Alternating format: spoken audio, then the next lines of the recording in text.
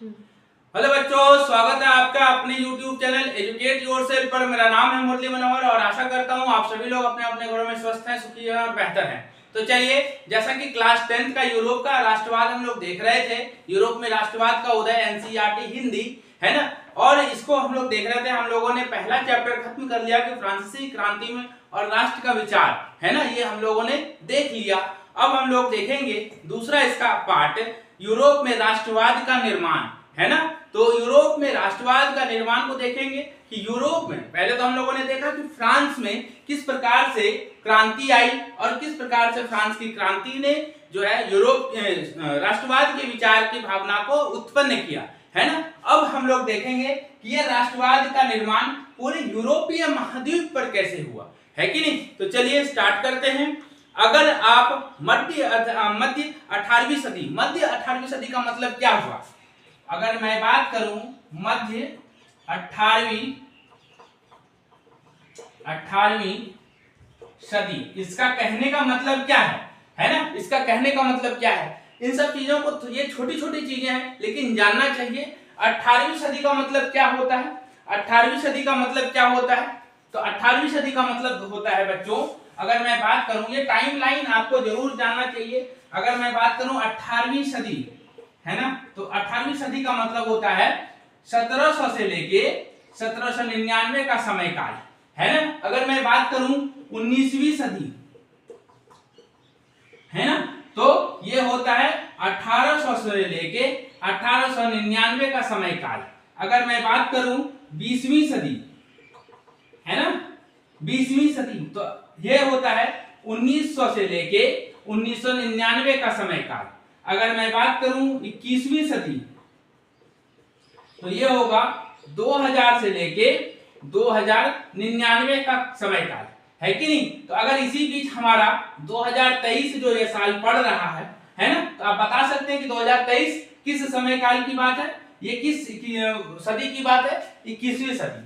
उसी प्रकार 18वीं सदी का मतलब 1700 से लेके 1799 का समय काल। और अगर इसी में मध्य लगा दे तो मध्य का मतलब क्या हो जाता है, बीच है ना। इसका मतलब ये किस समय काल की बात हो रही है, 1750 के आसपास है ना, 1750 के आसपास। ये सब छोटी छोटी बातें हैं लेकिन जाननी चाहिए है ना। अगर ये इन सब बातों को भी जब समझने नहीं आता है तो हिस्ट्री हमारे दिमाग में घुसता ही नहीं है ना। चीजों को रटने की ज्यादा जरूरत है नहीं, हम लोग समझ लेंगे। अगर आपको लिखना है तो इसे लिख ले, ये स्क्रीनशॉट लेना है तो ले ले, मैं इसे मिटा रहा हूं। तो मध्य 18वीं सदी का मतलब क्या हो गया, 1750 का ये समय काल का बात कर रहा है ना। 1750 यानी मध्य 18वीं सदी के यूरोप के नक्शे को अगर हम देखें तो उसमें वैसे राष्ट्र राज्य नहीं मिलेंगे जैसे आज हैं। यानी अगर कह रहा है कि 1750 के आसपास का अगर आप यूरोप का नक्शा देखें है ना, और आज का नक्शा देखें, तो दोनों ही नक्शों में आपको जमीन और आसमान का अंतर देखने को मिलेगा है ना। क्योंकि पहले जिस प्रकार से पहले राज्य जिस प्रकार से थे और आज के जिस तरह से देश वहां पर प्लेस हैं, दोनों में जमीन और आसमान का अंतर है ना। ठीक है, जिन्हें आज हम जर्मनी, इटली और स्विट्जरलैंड के रूप में जानते हैं, तब वे राजशाहियों, डचियों और कैंटनों में बटे हुए थे। अगर हम बात करें, इसका मतलब इसमें जो बताया जा रहा है कि वो 1750 के आसपास के है ना समय काल में के समय में यूरोपीय है ना, यूरोपीय समाज कह लें है ना, या यूरोपीय स्थिति कह लें, या स्थिति कह सकते हैं है ना। ठीक है, यूरोपीय स्थिति कह सकते हैं। इस पूरे पैराग्राफ में इसी बात को समझाया गया है कि जर्मनी, इटली और स्विट्जरलैंड के रूप में जो आज हम जिस देशों को जानते हैं, वो कभी डचियों और कैंटनों में बटे हुए थे है ना। जो जर्मनी हम लोग जानते हैं, पहला जर्मनी है ना, जर्मनी, इटली और स्विट्जरलैंड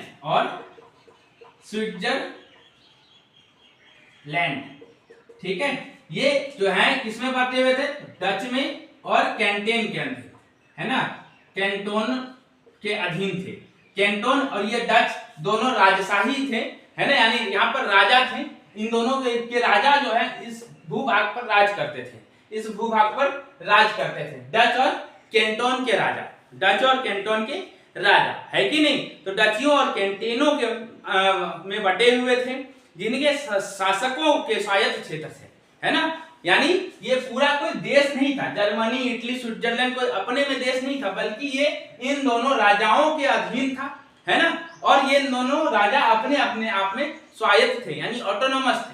स्वायत्त कहने का मतलब कि यहाँ पर हुक्म इन दोनों राजाओं का चलता था, है ना, इस पूरे भूभाग पर, ठीक है, कोई दिक्कत।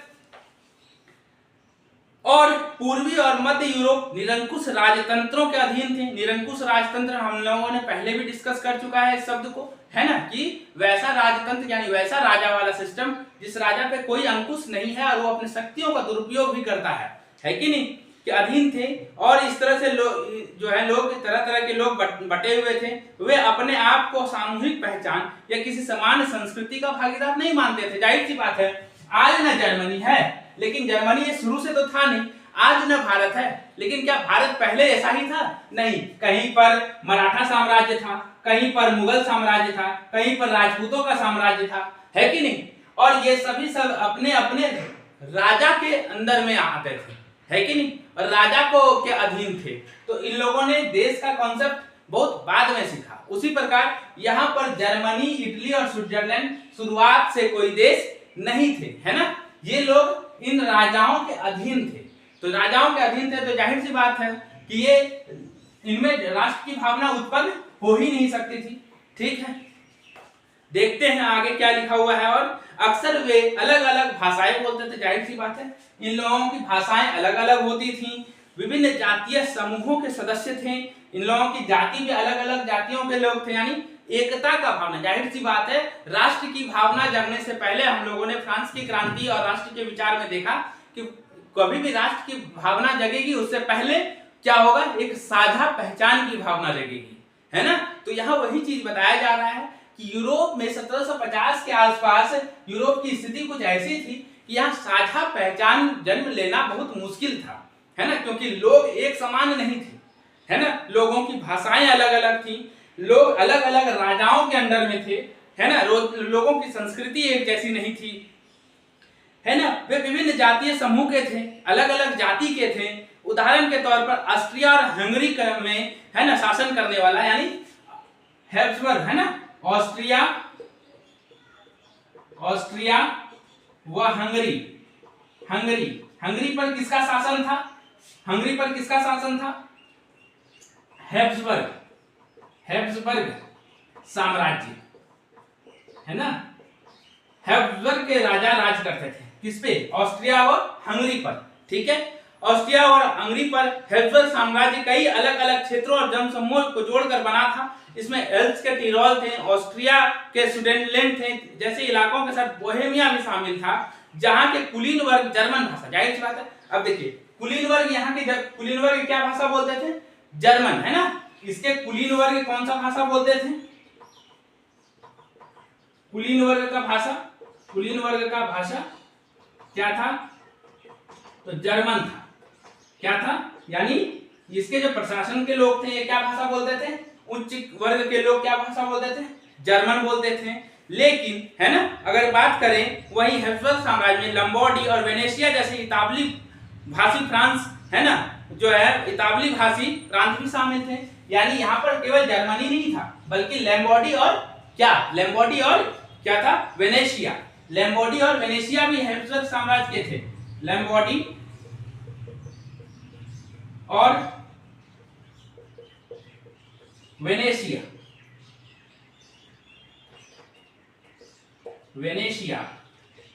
है ना, ये भी किसके अंदर आते थे? है ना, ये भी किसके अंदर आते थे? हैब्सबर्ग साम्राज्य के अंदर। लेकिन ये लोग कौन सी भाषा बोलते थे? इन लोगों की भाषा क्या थी? इतावली, यानी जो इटालियन लैंग्वेज थी, इतावली भाषा, है कि नहीं। अब देखिए, है ना, ये साम्राज्य आता है इस जगह का हिस्सा होता था, है ना, ठीक है। और ये आते थे इस राजा के अंदर और भाषा क्या बोलते थे? इतावली। यानी विविधता को आप समझ पा रहे हैं कि ये पहले देश कोई था ही नहीं, ये सभी डच और कैंटोन में बटे हुए थे। ये भी कोई देश नहीं था, ये इसका हिस्सा था हैब्सबर्ग साम्राज्य का, है ना। और यहाँ के साम्राज्य के ज्यादातर जो कुलीन वर्ग है उसकी भाषा जर्मन थी, लेकिन जो लैम्बोर्डी और वेनेशिया जैसे क्षेत्र थे इसकी भाषा क्या थी, इतावली थी। इसकी भाषा इतावली यानी है ना, इटालियन थी। उसी प्रकार से अगर हम बात करें हंगरी में आधे लोग क्या भाषा बोलते थे, हंगरी में आधे लोग मेग्यार भाषा बोलते थे। हंगरी में आधे लोग यानी हंगरी जो है यहाँ का 50% जनसंख्या क्या बोलता था, 50% मेग्यार, है ना, क्या मेग्यार भाषा बोलते थे, है कि नहीं, ठीक है। और मेग्यार भाषा बोलते थे, जबकि बाकी के लोग विभिन्न बोलियों का इस्तेमाल करते थे। गालिसिया में कुलीन वर्ग पोलिश भाषा बोलते थे। गालिसिया में क्या बोलते थे, पोलिश यानी पोलैंड की भाषा, है ना, पोलिश भाषा यानी पोलैंड की भाषा बोलते थे। इन प्रभावशाली समूहों के अलावा हैब्सबर्ग साम्राज्य की सीमा रेखा के भीतर भारी संख्या में खेती करने वाले भी लोग थे, और उत्तर में बोहेमियन और है ना स्लोवाक, कॉर्निवोलिया और में स्लोवेंस, दक्षिण में क्रोएट और पूरब की तरफ ट्रांसल्वेनिया में रहने वाले है ना रोमन लोग। ऐसा फर्क राजनीति है ना, तो जाहिर सी बात है आप देख सकते हैं कि कितना ज्यादा फर्क है ना। इनको हम लोग फिर से पॉइंट वाइज लिख लेते हैं, ये काफी मिस हो गया है। तो अगर हम बात करें इस विविधता को पॉइंट वाइज लिख लेते हैं, है ना, यानी ये जो समझाया जा रहा है ये पूरा पैराग्राफ कि यूरोपीय महाद्वीप में कितनी जबरदस्त विविधताएं थी, है ना, और इतनी विविधताओं में आखिर किस प्रकार से राष्ट्रवाद का निर्माण हुआ। क्योंकि राष्ट्रवाद निर्माण होने की पहली शर्त क्या है, किसी न किसी प्रकार से एक साझा पहचान का जन्म हो, है ना, ठीक है। और इतने अलग अलग भाषा, इतने अलग अलग जात, इतने अलग अलग सोच के लोग में एक साझा पहचान जगी कैसे, ये एक सोचने वाली बात थी, है ना। और इसी बात यही साझा पहचान पूरे विश्व में फैली, ठीक है। तो इसीलिए इस चीज को पढ़ना जरूरी हो जाता है, जिसको हम लोग आगे पढ़ेंगे क्या कारण थे, पहले लिख लेते हैं। तो इसमें पहला जो पॉइंट निकल कर आता है यह कि जर्मन इटली, है ना, जर्मन इटली व क्या थे, स्विट्जरलैंड, है ना, स्विट्जरलैंड, ठीक है, किसके अंतर्गत आते थे, हैब्सबर्ग साम्राज्य, है ना, ठीक है, सॉरी डच और कैंटोन के अंदर, है ना, डच व कैंटोन के अधीन, है ना, डच और कैंटोन के अधीन आते थे। दूसरा अगर हम बात करें तो जो है, और ये क्या थे, निरंकुश शासक थे, ये क्या थे, निरंकुश शासक थे। उसके बाद अगर हम बात करें ऑस्ट्रिया और हंगरी, है ना, ऑस्ट्रिया और हंगरी, है ना, और साथ ही साथ अगर हम बात करें ऑस्ट्रिया और हंगरी, और साथ ही साथ बात करें क्या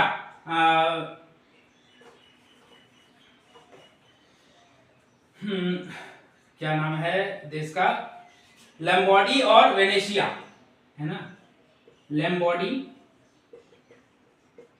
और वेनेशिया,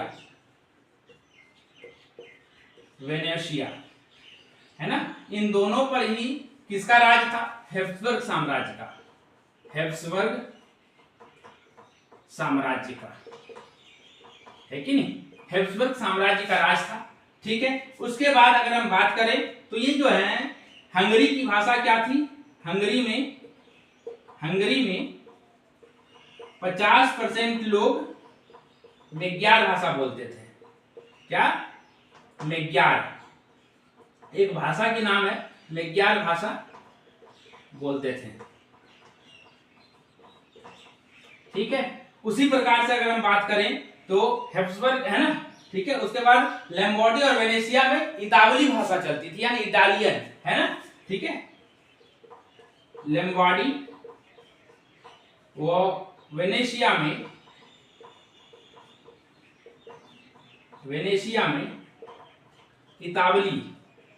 इतावली भाषा, है ना, चलती थी, ठीक है। तो इन पॉइंट्स को पहले आप लिख लें, फिर मैं इसे आगे और लिखूंगा। आगे कुछ और पॉइंट्स हैं कि 1700, इसका टॉपिक क्या बनेगा कि 1750 के समय यूरोपीय समाज, यानी 1750 कहने का मतलब मध्य 18वीं के समय यूरोपीय समाज की स्थिति बोल सकते हैं, है ना, ठीक है, किस प्रकार से उसमें विविधता थी, ठीक है। तो देखते हैं, मैं 10 सेकंड का समय दे रहा हूं, फिर से हम लोग इसको लिखेंगे, ठीक।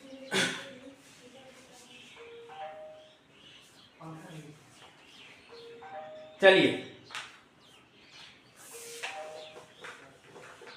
आगे कुछ और पॉइंट्स हैं जिसको देख लेना जरूरी है।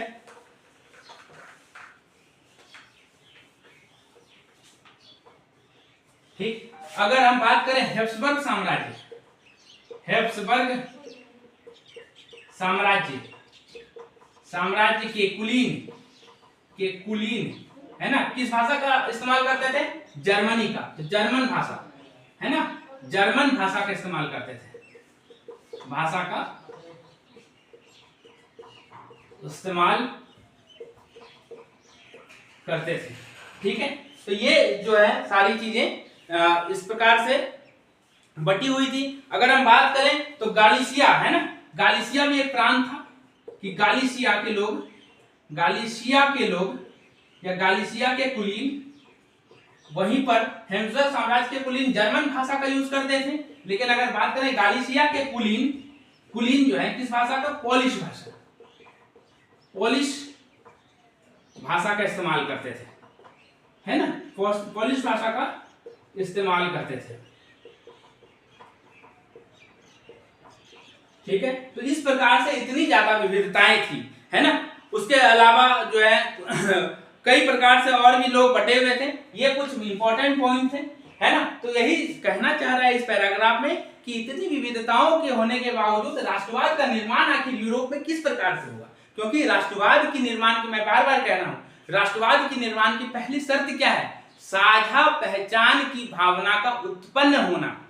और ये कैसे यहाँ पर पॉसिबल हुआ, इसी चीज को हम लोग यहाँ पढ़ेंगे, है ना।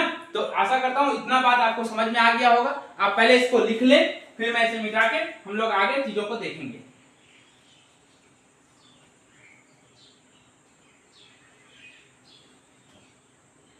चलिए अब हम लोग कुछ आगे और चीजों को देखते हैं कि कुलीन वर्ग और नया मध्य वर्ग का उदय किस प्रकार से होता है ना। तो कुलीन, पहले इस पैराग्राफ को देखेंगे, फिर इससे जो सामने बातें निकल के आएंगी हम लोग उसको भी देखेंगे कि कुलीन वर्ग और नया मध्य वर्ग, है ना। तो सामाजिक और राजनीतिक रूप से जमीन का मालिक कुलीन वर्ग यूरोपीय महाद्वीप का सबसे प्रभुशाली वर्ग था, है ना। ठीक है, अगर हम बात करें सामाजिक रूप से और राजनीतिक रूप से, तो यूरोपीय महाद्वीप का सबसे प्रभुत्वशाली, जो सबसे ताकतवर समाज था, वो था वहां का कुलीन वर्ग, है ना। इस वर्ग के सदस्य एक साझा जीवन शैली। अब देखिए, अब धीरे धीरे चीजों को, ये तो हम लोगों ने ऊपर से देखा, है ना, चीजों को व्यापक रूप से देखा, तो देखा कि लोग इतने अलग अलग हैं। लेकिन जब चीजों को सूक्ष्म स्तर पर जाकर देखा गया, है ना, एक एक चीज को, एक एक समाज को जब स्टडी किया गया, तब समझ में आया कि उनमें साझा पहचान की भावना कहां से जगी। तो पहला है कुलीन वर्ग। इसको देखते हैं कि इस वर्ग के सदस्य एक साझा जीवन शैली से बंधे हुए थे, है ना। वे क्षेत्रीय विभाजन के आर पार व्याप्ति, यानी वैसे कि यहाँ पर मान लीजिए कि हैब्सबर्ग का साम्राज्य है और यहाँ पर मान लीजिए कि डचों का साम्राज्य है, तो यहाँ के कुलीन और यहाँ के कुलीन क्या होंगे? एक साझा संस्कृति से जुड़े हुए हैं, साझा संस्कृति से, साझा शैली से जुड़े हुए हैं, यानी इन दोनों का तरीका जो सेम है। इसलिए याद कीजिए, अगर आप क्लास 9th की को पढ़े होंगे ढंग से, तो उसमें जो फ्रांस की क्रांति आती है, उसके बाद सभी सम्राटों ने, यूरोप के सभी सम्राटों के बीच मीटिंग होती है, गुप्त मीटिंग, है ना। क्यों होती है? क्योंकि वो सभी एक दूसरे से जुड़े हुए थे, है ना। तो साझा शैली से बंधे हुए थे, जो क्षेत्रीय विभाजनों के आर पार व्याप्त थी। यानी यहाँ मान लीजिए हैब्सबर्ग साम्राज्य है और यहाँ पर डचों का साम्राज्य है, और यहाँ पर कुलीन और यहाँ पर कुलीन एक दूसरे से साझा जीवन शैली इनकी होती थी, एक जैसी ही जीवन शैली होती थी। तो एक साझा जीवन शैली से ही जुड़े हुए थे, क्षेत्रीय विभाजनों के पार या व्याप्ति। वे ग्रामीण इलाकों में जायदाद और शहरी हवेलियों के मालिक थे, यानी ये अमीर होते थे, इनके पास बहुत बड़ा बड़ा जमीन होता था, है ना, और बहुत बड़ी बड़ी हवेलियां होती थी, है कि नहीं। राजनीतिक कार्यों के लिए उच्च वर्गों के बीच फ्रेंच भाषा का, यानी भाषा भी सेम होती थी। राजनीतिक कार्यों के लिए कुलीन वर्गों के बीच किस तरह की भाषा यूज होती थी? फ्रेंच भाषा का यूज होता था, है कि नहीं। ठीक है उसके बाद अगर हम देखें तो उनके परिवार अक्सर वैवाहिक संबंधों से आपस में जुड़े होते थे, है ना। और जाहिर सी बात है कि वैवाहिक संबंध एक जैसे वर्ग के लोगों में होता है, तो इसके कुलीन का विवाह तो यहाँ पर किसी गरीब से तो होगा नहीं, यहाँ पर भी किसी कुलीन वर्ग के लोग से होगा, है ना। यानी कुलीन वर्ग आपस में वैवाहिक संबंध के माध्यम से जुड़े हुए होते थे, है ना, मगर यह शक्तिशाली कुलीन वर्ग संख्या के लिहाज से बहुत छोटा समूह था।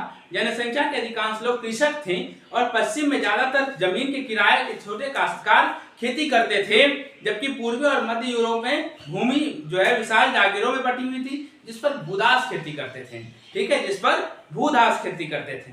तो ये रहा हम लोग जो अभी पढ़े वो कुलीन वर्ग के बारे में पढ़े। तो कुलीन वर्ग के बारे में क्या क्या पढ़े हम लोगों ने, देख लेते हैं कि यूरोप में मध्य जो है 18वीं सदी में कुलीन वर्ग कैसा था, है ना। तो है ना, मध्य 18वीं सदी में कुलीन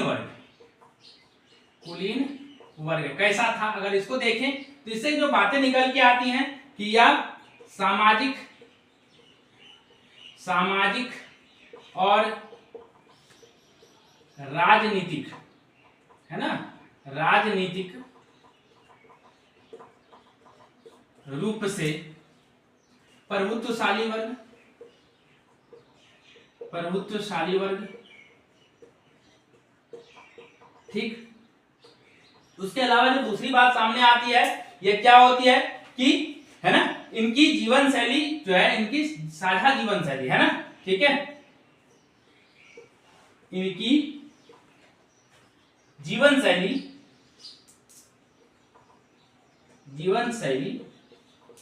क्या थी, साझा थी, जो है ना, जो क्षेत्रीय विभाजन के आर पार व्याप्त थी, है ना। हम लोग चीजों को इस तरह से पढ़ते जाएंगे, मैं बार बार इसको इस तरह से लिखाता जा रहा हूं कि आपका नोट्स भी तैयार होता हुआ चले, है ना। तो आप लोग भी इसे लिखते हुए चले, ठीक। आगे देखते हैं, दूसरा आगे पॉइंट क्या है कि उनकी भाषा क्या थी, है ना, उनकी प्रशासनिक भाषा क्या थी, प्रशासनिक भाषा क्या थी, फ्रेंच थी, है ना, ठीक है। प्रशासनिक रूप से जो उनकी भाषा थी वो एक भाषा थी, वो भाषा का नाम क्या था, फ्रेंच, है ना। तो ये अगर सूक्ष्म लेवल पे बात करें तो इन्हीं सब चीजों से पता चलता है कि उन्हें साझा पहचान की भावना कैसे डेवलप हुई, है ना। अगर उसके बाद आगे देखें तो वे जो कुलीन हैं, यानी वे, है ना, वे आपस में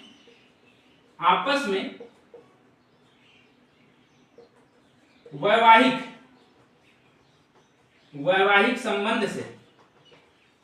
संबंध से जुड़े होते थे, है ना।